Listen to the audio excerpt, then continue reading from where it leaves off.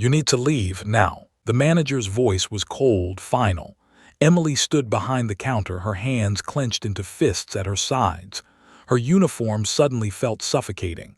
"Are you serious?" she asked, her voice barely above a whisper. Her manager didn't hesitate. "You put your hands on a customer, you're fired." Emily's stomach dropped. She turned toward the man sitting at the table, the elderly veteran she had just stood up for. He looked just as stunned as she was.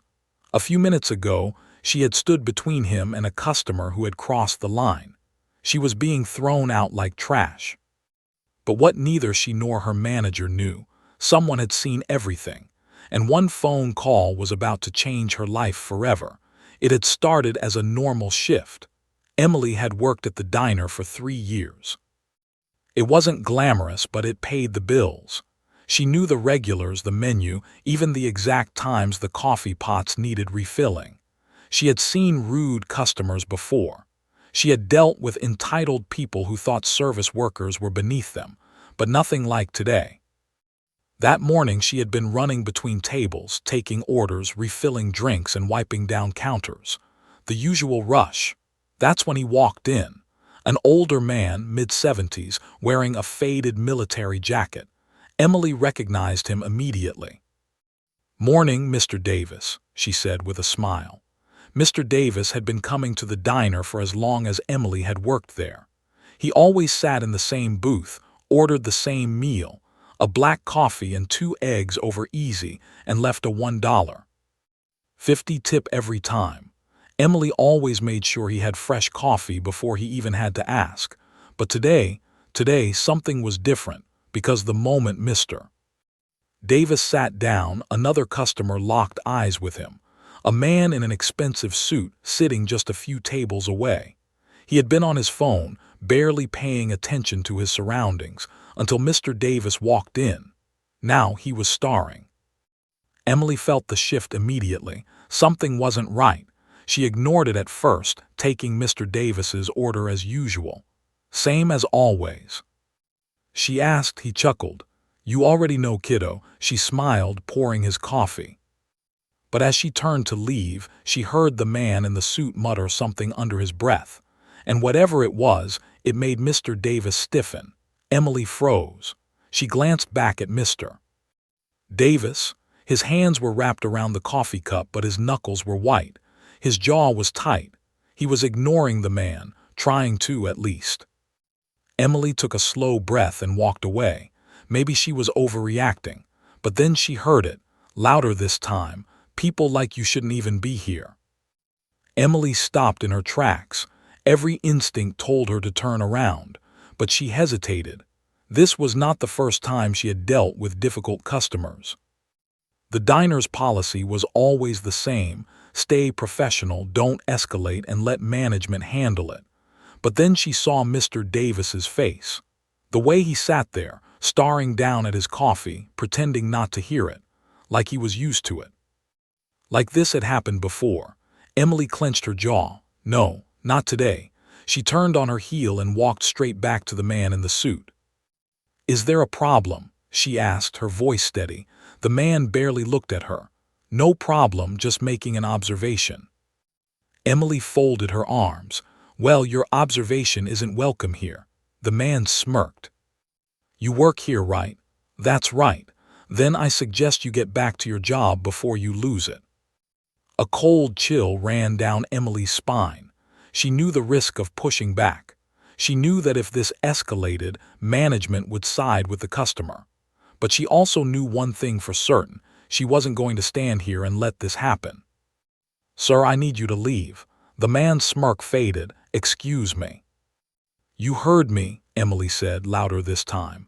"If you can't respect our guests, you can take your breakfast somewhere else." The diner was silent. Every customer, every employee, everyone was watching. The man stood up slowly, straightening his tie. "Do you have any idea who I am?" he asked, his voice dripping with arrogance. Emily stared him down.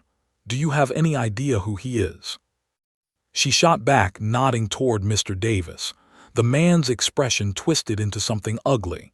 "You'll regret this," he muttered. Then, just like that, he grabbed his coat and stormed out.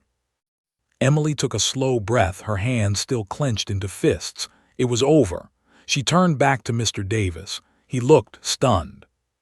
"You didn't have to do that, kid," he murmured. Emily smiled. "Yeah, I did, mister." Davis gave a small chuckle, shaking his head. "You remind me of someone I used to know." She poured him another cup of coffee. "Hope it's someone good." "The best," he said, smiling. For a moment it felt like everything was okay. But then Emily. "In my office, now." Her stomach dropped. She knew exactly what was coming next. The manager didn't even let her sit down before speaking. "You put your hands on a customer," he snapped. Emily's jaw tightened. "I didn't touch him." "You embarrassed him. He was harassing Mr. Davis." "That's not your job to handle." Emily clenched her fists. "So I was just supposed to stand there and do nothing." The manager sighed, rubbing his temples. "Emily, you're a good worker, but this is the kind of thing that gets places like this sued." She already knew where this was going. "You're firing me." Her manager looked almost guilty. "Almost. I don't have a choice." She exhaled, just like that. 3 years gone. She turned toward the door, her head spinning. And that's when she saw Mr. Davis standing outside the office, watching. His expression was unreadable, but what Emily didn't see was the man sitting at the corner booth, still holding his coffee cup. The man who had watched everything. The man who was already dialing a number. One phone call, and Emily's life was about to change forever. Emily stepped out of the manager's office, her mind still reeling. Fired. The word felt unreal. She had spent 3 years working double shifts, covering for coworkers, dealing with every rude customer imaginable, and this was how it ended. For doing the right thing. Mr. Davis was still sitting at his booth, his coffee now cold. He looked up at her, his expression unreadable. "You all right, kid?" he asked softly. Emily forced a small smile, but the lump in her throat made it hard to speak. "Yeah. Just gotta figure out what's next, I guess." Mr. Davis nodded slowly. She had no idea what she was supposed to do. Rent was due in 2 weeks. Her savings, practically non-existent. She grabbed her coat from the back and walked toward the door, feeling everyone's eyes on her. But just before she could step outside, she heard a voice from the far side of the diner. "Wait," Emily turned. A man in his 40s, wearing a navy blue polo, stood from a booth in the corner. He had been watching everything. She had barely noticed him before, but now he was walking toward her with purpose. "I saw what happened," he said. Emily blinked. Okay." He reached into his pocket and pulled out a business card. "My name's Mark. You don't know me, but I know people, and I think I can help you." She glanced at the card. Mark Holloway, Regional Director, Harrington Hotel Group. Her heart skipped a beat. This man wasn't just some random customer. He worked for one of the biggest luxury hotel chains in the country. Emily looked up, confused. "Why would you want to help me?" Mark smiled. "Because people like you are hard to find." She hesitated. This felt surreal. "What do you mean?" she asked. Mark tucked his hands into his pockets. "Most people don't stand up when they see something wrong. They look the other way. But you didn't hesitate. You did what was right, even though it cost you your job." Emily let out a small, bitter laugh. "Yeah, great decision, huh?" Mark chuckled. "It might be the best decision you ever made."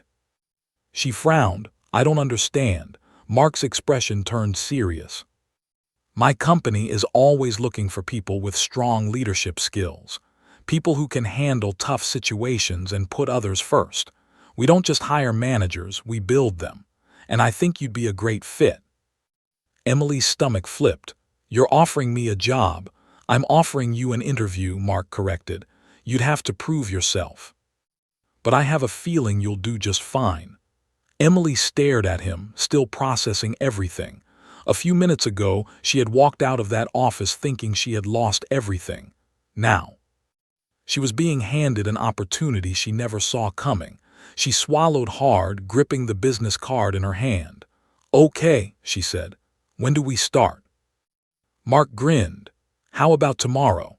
The next morning, Emily sat in the lobby of the Harrington Grand Hotel, her hands folded tightly in her lap. The place was stunning.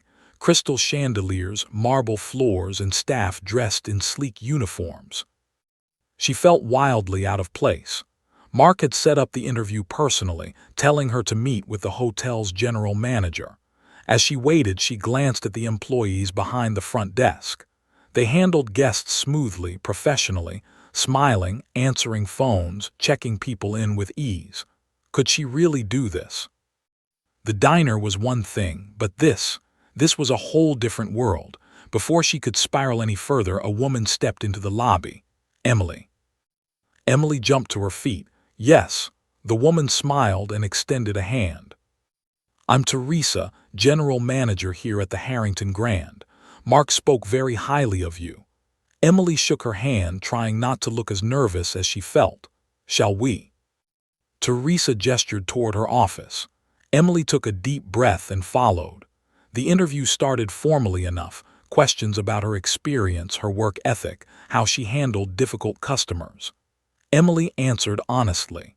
She told Teresa about the long shifts, the high-stress environment, the way she had held things together even when management didn't. Teresa listened carefully, nodding. And what happened yesterday? She finally asked. Emily hesitated. I stood up for a customer, she said simply. And you were fired for it. Emily nodded. Teresa leaned back, studying her. You know, most people wouldn't have done what you did. Emily exhaled. That's what Mark said. Teresa smiled. Mark was right.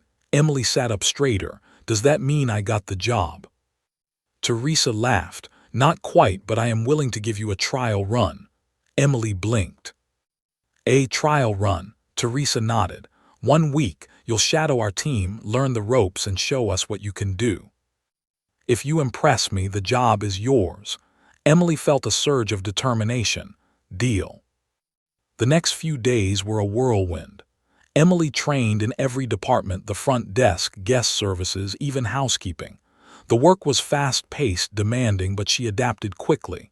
Her background at the diner had prepared her for chaos, but here, things ran smoothly, professionally. By the 4th day, Teresa pulled her aside.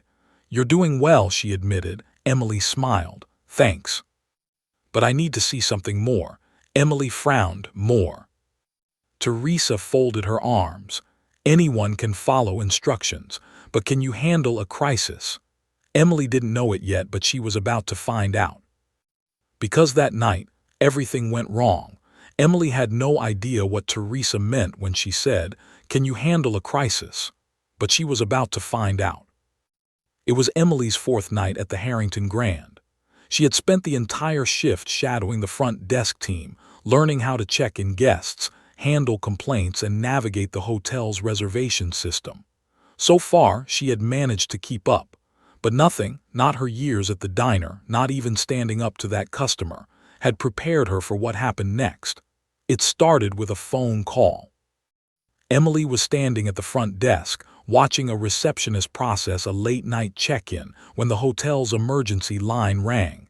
Teresa, who had been working in her office, rushed out and answered it. Her expression shifted instantly. What? When? She asked, her voice sharp. Emily could only hear one side of the conversation, but whatever was happening, it wasn't good. Teresa hung up, turned to the front desk staff, and took a deep breath. We have a situation. Everyone stopped what they were doing. There's a fire in one of the suites on the 10th floor. Emily's heart skipped a beat. It's under control, Teresa continued. The fire department is already here. No injuries, but we need to evacuate the entire floor immediately. The staff moved instantly. Phones rang. Radios crackled. Security was dispatched to assist guests. Emily barely had time to process what was happening before Teresa turned to her. Emily, come with me. Without hesitation, Emily followed. They took the staff elevator up to the 10th floor. The moment the doors opened, Emily felt the shift in the air. The hallway was filled with a light haze, not heavy smoke, but enough to sting her eyes. The fire was already out, but the smell of burned fabric and wood lingered. Security officers and firefighters were guiding guests toward the stairwell. Some were calm, others were panicking. Emily's instincts kicked in. She had seen customers lose their tempers over the wrong drink order, so she knew that in high-stress situations, people either listened or lost control. Right now, they couldn't afford the second option. Teresa turned to her. "Follow my lead. We need to keep people calm." Emily nodded. They approached a couple standing in the hallway, both of them visibly shaken. "Sir, ma'am, we need to evacuate you to the lobby," Teresa said in a soothing voice. "Is it safe?" the woman asked, clutching her purse. "Completely," Teresa assured her. "The fire is out, but we need to clear the floor just to be safe." Emily watched how Teresa spoke, calm, confident, direct. That's how you get people to listen.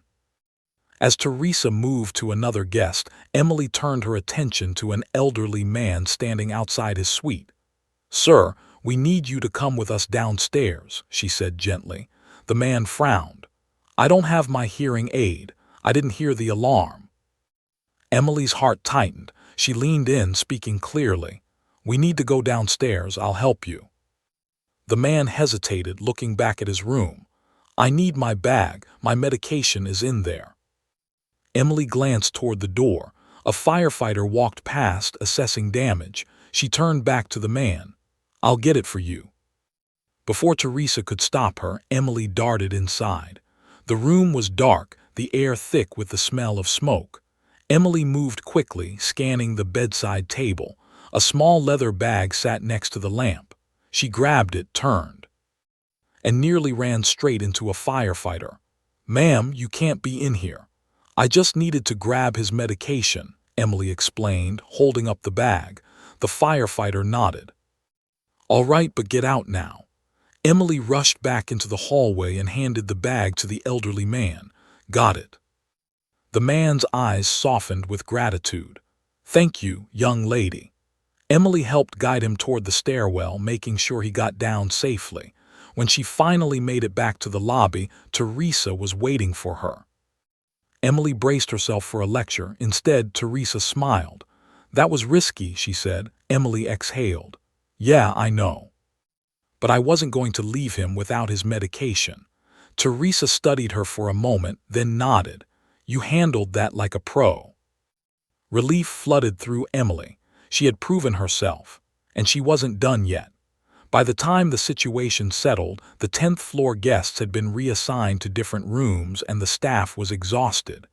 Emily sat in the employee lounge, rubbing her temples. "Long night." She looked up to see Mark leaning against the doorway. "The longest," she admitted. Mark smirked. "I heard what you did." Emily straightened. "Oh." Running into a room to grab a guest's medication. Not something most people would do on their 4th day. Emily shrugged. "He needed help." "I helped," Mark nodded. "That's exactly why you belong here." She blinked. "Wait, does that mean?" "Teresa already gave me her report," Mark said. "She's impressed, we both are." Emily sat up. "So I got the job," Mark grinned. "Not just the job. A full-time role with leadership training. We're fast-tracking you for management." Emily's breath caught in her throat. She had gone from losing her job at the diner to being mentored for leadership in a luxury hotel. Her entire life had flipped in a matter of days. "Are you serious?" she asked. Mark nodded. "Completely, so what do you say?" Emily didn't even hesitate. "I'm in." Mark clapped her on the shoulder. "Good, because this is just the beginning." Emily knew he was right. She had started this journey by standing up for someone else. Now, she had the chance to build a future she never thought possible, and she was ready. Emily could hardly believe it. In just a matter of days, she had gone from being fired from the diner to standing in a luxury hotel, being fast-tracked for a leadership position. It didn't feel real. But as she looked at Mark, who was offering her a handshake to seal the deal, she knew one thing for certain. She wasn't going to waste this opportunity. Emily took his hand and shook it. "I'm ready," Mark grinned. "I knew you would be." She had no idea what was ahead, but for the first time in a long time she wasn't afraid of the future. She was excited for it. The next morning, Emily walked into the Harrington Grand, not as a trainee but as a full-time employee. Teresa met her in the lobby, clipboard in hand. "Welcome to day 1, she said with a smirk. Emily smiled. "Technically, it's day 5. "Not anymore," Teresa replied. "Now the real work begins." Emily followed her into a conference room where a small group of employees were seated. "This is your leadership training group," Teresa explained. Emily glanced around the room. She wasn't the only new recruit. There were 4 others, 2 from guest services, 1 from security, and another from the kitchen staff. Teresa gestured toward the table. "Take a seat." Emily did, pulling out a notepad. "Let's start with the basics," Teresa said. "What does leadership mean to you?" The group was quiet for a moment. Then one of the employees spoke. "Leadership means knowing how to give orders," said the man from security. "It means being in charge," added one of the guest service employees. Teresa nodded, then turned to Emily. "What about you?" Emily thought for a moment. Then she said, "I think leadership is about knowing when to listen." The others looked at her, surprised. Teresa smiled. "Go on." Emily shifted in her seat. "I used to work at a diner. Management there was all about telling people what to do, but no one ever listened to the employees. No one cared what we went through." She sat up straighter. "I don't think being a leader is about giving orders. I think it's about making sure the people who actually do the work are heard." Teresa nodded. "Good answer." Mark, who had been listening from the doorway, smirked. Emily was off to a strong start, but training was just the beginning. She had no idea that her first real challenge was coming sooner than expected. A few days later, Emily was shadowing the front desk when a problem arose. A high-profile guest had arrived, a well-known businessman who frequently stayed at luxury hotels, and he was not happy. "What do you mean my suite isn't ready?" he snapped at the receptionist. Emily, who had been watching from the side, tensed. The receptionist remained professional. "I sincerely apologize, sir. We had a last-minute maintenance issue, but we have another suite available." "Unacceptable," the man shouted. "I stay at Harrington Properties all the time. I expect better treatment than this." Other guests in the lobby started staring. Emily saw the receptionist struggling to keep her composure. She knew this situation all too well. Taking a deep breath, she stepped forward.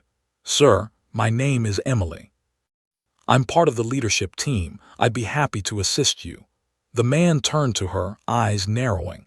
"And what exactly are you going to do?" Emily didn't flinch. "First, I want to assure you that we take your concerns seriously. I understand your frustration, and I appreciate your loyalty to our hotels." The man's posture shifted slightly. "Now," Emily continued, "I see that we have another suite ready for you. It's actually an upgraded room with a better view. I'd also like to offer you a complimentary dinner at our restaurant as an apology for the inconvenience."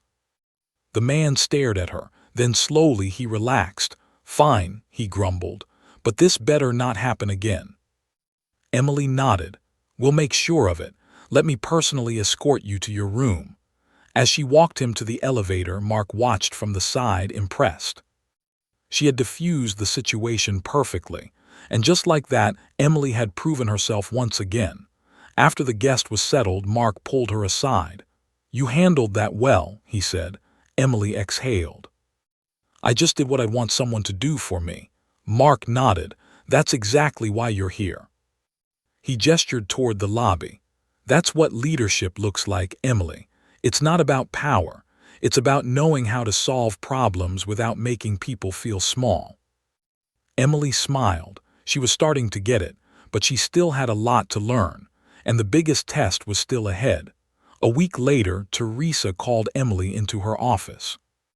"We have a problem," Teresa said, sliding a report across the desk.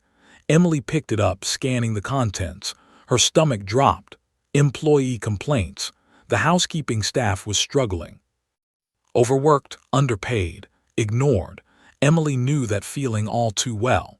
She set the report down and met Teresa's gaze. How do we fix this? She asked. Teresa smiled. That's your next lesson. Emily took a deep breath. She wasn't just learning how to be a leader. She was about to become one. And she was ready. Emily sat in Teresa's office, her hands resting on the report detailing the housekeeping department's struggles. She had seen complaints before, but reading them now as a leader felt different. Housekeepers are cleaning up to 20 rooms a shift. No real breaks. If we stop to eat, we fall behind. Management doesn't care. We're invisible. Emily clenched her jaw. She knew exactly what that felt like. Back at the diner, she had been just another employee, another name on a schedule. Now, she had the power to fix things. Emily looked up at Teresa. How long has this been going on? Teresa sighed. Too long. Why hasn't anything changed? Because the right people weren't paying attention. Emily leaned back in her chair, exhaling slowly. Well, I'm paying attention now. Teresa smiled. Good, because this is your first real leadership challenge. Emily didn't hesitate. Where do I start? The next morning, Emily arrived at the hotel before sunrise. She had one goal: to understand exactly what the housekeeping staff went through. So instead of shadowing the front desk or sitting in meetings, she put on a uniform and got to work. The housekeeping supervisor, a woman named Linda, raised an eyebrow when Emily approached. You sure about this? Linda asked skeptically. Emily nodded. I need to see things from your perspective. Linda smirked. All right then. Hope you're ready to sweat. Within the first hour, Emily was exhausted. The physical labor was one thing, hauling linens, scrubbing bathrooms, vacuuming hallways. But the real challenge. The pace. Every room had to be spotless. Every task had to be completed fast. No wasted motion, no breaks. By midday, Emily had cleaned 10 rooms. Her legs ached. Her back screamed. And yet, the other housekeepers were still moving faster than her. She couldn't believe they did this every single day. She stopped to catch her breath, leaning against a housekeeping cart. Linda chuckled. Still think management is the hard job? Emily shook her head. This is brutal. Welcome to our world. Emily wiped sweat from her forehead. No one should have to work like this. Linda sighed. Tell that to corporate. Emily straightened. I am corporate now. And she was going to change things. After 2 days of working alongside the housekeepers, Emily compiled a list of everything that needed fixing. She marched straight to James's office and dropped the report on his desk. We need to talk. James picked up the report, skimming the first few pages. His expression darkened. 20 rooms per shift, he muttered. Emily folded her arms. Yeah, and that's not even the worst part. James flipped through the pages, reading the first-hand accounts from the staff. Complaints about exhaustion, lack of recognition, no raises. How did it get this bad? He muttered. Emily exhaled. Because no one bothered to ask them. James closed the report and looked at her. What do you propose? Emily was ready. First, we reduce room quotas. No more impossible expectations. Second, we increase wages. Housekeeping should not be the lowest paid department in the hotel. And third, she leaned forward, we make sure they know they're valued. James nodded slowly. All right, he said, make it happen. Emily wasn't expecting it to be that easy. Wait, you agree? James smirked. You did the work, you brought me real solutions. Why wouldn't I agree? Emily sat back, stunned. For the first time in her career, she wasn't being ignored. Her voice mattered, and now. It was time to put real change into action. The next week, Emily stood in front of the entire housekeeping team. Linda stood beside her, arms crossed, watching closely. The room was tense. Most of these employees had spent years being ignored. Now the new girl, someone who had barely been here a month, was about to make promises they didn't believe. Emily took a deep breath. I know what you're all thinking. Silence. You've heard this before. Management comes in, says they're listening, and nothing changes. A few employees nodded. Emily scanned the room. I'm not here to make empty promises. I'm here to tell you what's already happening." She held up a printed memo. "Effective immediately, room quotas are being lowered. No more killing yourselves trying to clean 20 rooms a shift." A ripple of surprise went through the crowd. Emily continued. "Second, pay increases have been approved. By next month, every single housekeeper will see a higher paycheck." Now, the murmur grew louder. People were glancing at each other, unsure whether to believe it. Emily took a breath. And finally, she looked around the room, meeting as many eyes as she could. "I want you all to know that from now on, if you have concerns, if you feel overworked, unheard, or mistreated, you come to me, and I will fight for you." Silence, then applause. It started with one person, then another, then the entire room. Linda smirked beside her, nodding in approval. Emily exhaled, relieved. They believed her, because for the first time in years, someone actually cared. That night, Emily sat on the rooftop terrace, looking out over the city. She had started this job as a desperate attempt to rebuild her life. Now, she was leading real change. Mark walked up beside her, holding 2 coffee cups. "I heard about the housekeeping meeting," he said, handing her one. Emily took it, sipping slowly. "How'd I do?" she asked. Mark smirked. "You're not just part of leadership anymore, Emily." She raised an eyebrow. "Oh. You are a leader." Emily looked back out at the city. For the first time, she truly felt it. She had spent years thinking she was just another worker. Now she was the one making a difference, and this was only the beginning. Emily arrived at the hotel early the next morning, feeling the weight of responsibility on her shoulders. The changes she had fought for, lower room quotas, pay raises, better conditions for the housekeeping team, were officially in motion. But change didn't happen overnight. She knew there would be pushback, and she was right. By lunchtime, complaints were already piling up. Some managers were frustrated that room turnovers were slower. The accounting team wasn't happy about the payroll increases. Even a few front desk employees grumbled, wondering why housekeeping was getting raises while their pay remained the same. Emily had expected all of this, but what she hadn't expected, the resistance from corporate. James called her into his office just before noon. "We have a problem," he said, setting down a stack of emails. Emily frowned. "What kind of problem?" James exhaled. "Corporate is questioning the changes. They think we moved too fast." Emily's stomach twisted. "Too fast," she repeated. "These people have been overworked and underpaid for years." "I know," James said. "But they're looking at the numbers. The payroll increases are cutting into profits." Emily clenched her jaw. "So what are they saying?" "They want to go back to how it was." James shook his head. "Not exactly, but they want justification. They want proof that this is worth it." Emily exhaled, trying to stay calm. "Fine," she said. "Then I'll give them proof." James smirked. "I thought you might say that." For the next week, Emily gathered data. She met with department heads, collected reports, and compared the numbers. What she found? The improvements were already paying off. Even with room quotas lowered, customer satisfaction scores were rising. Fewer guests were complaining about unclean rooms. Employee absenteeism had dropped because housekeepers weren't exhausted to the point of calling out sick. And the biggest change, turnover rates were down. For the first time in years, employees weren't quitting in waves. That meant less money spent on hearing and training replacements. The numbers didn't lie. Emily compiled it all into a report and sent it straight to corporate. Then she waited. 2 days later, she got her answer. James walked into her office, a grin on his face. "Corporate approved the changes," he said, "permanently." Emily sat back, relief washing over her. They saw the proof. She asked. "They did, and they're already talking about expanding these policies to other locations." Emily blinked. "Wait, other locations?"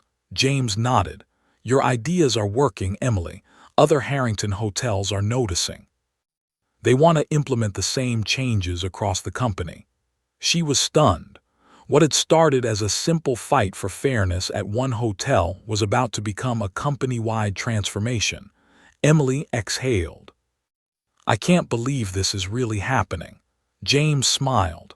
"Believe it, and get ready because you're going to be a big part of rolling this out." Emily sat up. "Wait, what do you mean?" "You're being promoted," James said. Effective immediately. Emily's heart stopped. "Promoted to what?" James slid a folder across the desk. Emily picked it up and read the title inside. Director of Employee Operations. She froze. "James, this is a corporate-level job." "I know. I've only been here for a few months." "And in that time, you've done more than most people do in years," James said. Emily swallowed hard. "Are you sure I'm ready for this?" James leaned forward. "Emily, you've already been doing this job. The only difference is now you'll have the title to match." She let out a breathless laugh. This was huge. Bigger than anything she had ever imagined. A few months ago, she had been a waitress at a diner, struggling to get by. Now, she was about to step into a corporate leadership role, making changes that would impact thousands of employees. Her world had completely flipped. And she wasn't turning back. Emily met James's gaze and nodded. "I'll do it." James grinned. "I knew you would." The next day, Emily stepped into her new office. It wasn't fancy, just a simple space in the corporate wing of the hotel, but it was hers. She sat down at the desk, taking it all in. Then she opened her laptop and started working. Her first task, creating a company-wide employee wellness initiative. Better pay. Better schedules. More respect for the people who kept the business running. She had fought for these changes at one hotel. Now she was going to make sure it happened everywhere. This was just the beginning. Emily wasn't just another employee anymore. She was a leader, and she was going to make sure no one else had to fight the way she did. Emily sat at her desk, staring at the company-wide email she had just drafted. It was official. Starting next month, every Harrington hotel in the country would be implementing the policies she had fought for: better pay, fairer schedules, and mandatory breaks for all employees. It didn't feel real. Less than a year ago, she had been just another worker, struggling to get by, fired for standing up for someone else. Now, she was leading change at a corporate level. Emily took a deep breath, reread the email one last time, and clicked send. There was no turning back now. Later that evening, James stopped by her office. "I saw the email," he said, leaning against the doorframe. "You just made history." Emily chuckled. "I just did my job," James smirked. "Most people wouldn't call overhauling an entire company's employee policies just doing their job." Emily shrugged. "Then maybe more people should." James nodded, clearly impressed. "So," he said, crossing his arms, "what's next for you?" Emily thought about it for a moment. For the first time in her life, she wasn't worrying about survival. She had built something meaningful, but most importantly, she had found her purpose. "I want to keep making things better," she said finally. "For everyone," James smiled. "I had a feeling you'd say that." A month later, Emily walked into the Harrington Grand's ballroom for the company's annual leadership summit. Hundreds of employees from hotels across the country had gathered, from general managers to housekeeping supervisors. For the first time, every department had a seat at the table, and at the front of the room, Emily stood at the podium. She looked out at the crowd, people just like her, who had spent years feeling unheard. But today, things were different. Emily took a deep breath, adjusted the microphone, and began. "When I started this job, I was just looking for a second chance." The room fell silent.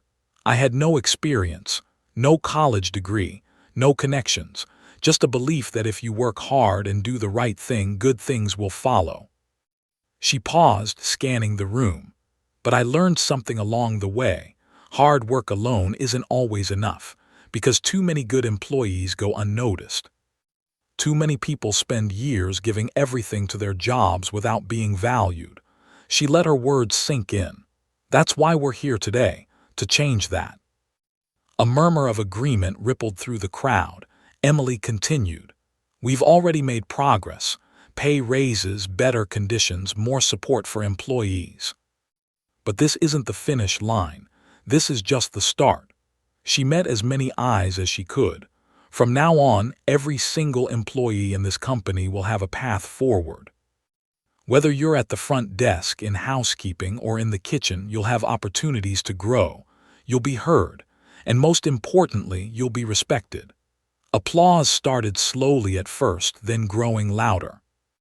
Emily smiled, because this wasn't just about her journey anymore. This was about every employee in the company finally getting what they deserved. Later that night, as the summit wrapped up, Emily stepped out onto the hotel's rooftop terrace for some air. The city lights stretched out in front of her, the same view she had admired when she first took this job. Except now, she was a different person. The door behind her opened. She turned to see Mark approaching, 2 drinks in hand. I figured you could use one, he said, handing her a glass. Emily smirked. You figured right. They stood in silence for a moment, sipping their drinks, watching the city. Finally, Mark spoke. You know, when I first saw you stand up to that customer at the diner, I had a gut feeling about you. Emily raised an eyebrow. Oh.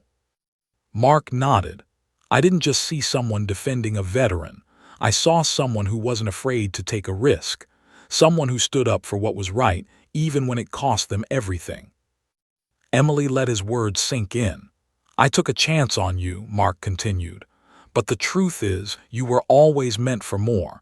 You just needed someone to see it. Emily swallowed hard, because for years she had felt invisible, like no matter how hard she worked, no one would ever notice. But now she knew the truth. She had never been invisible. She had just been waiting for the right moment to shine. Emily set her glass down and turned to Mark. Thank you, she said, her voice steady. For what? Mark asked. Emily smiled. For making that call. Mark chuckled. You know, I don't think I actually did much. Emily laughed, because in a way he was right. He had opened the door. But she had been the one to walk through it. And now, she was never looking back. The next morning, Emily woke up early, ready to get back to work, because there was still more to do. More employees to help, more policies to improve, more lives to change. She had spent her whole life waiting for someone to give her a chance. Now, she was in a position to give that chance to others. And she was going to make it count. With a deep breath, Emily grabbed her bag, stepped out the door, and walked into the future she had built for herself. And this time, she knew exactly where she was going.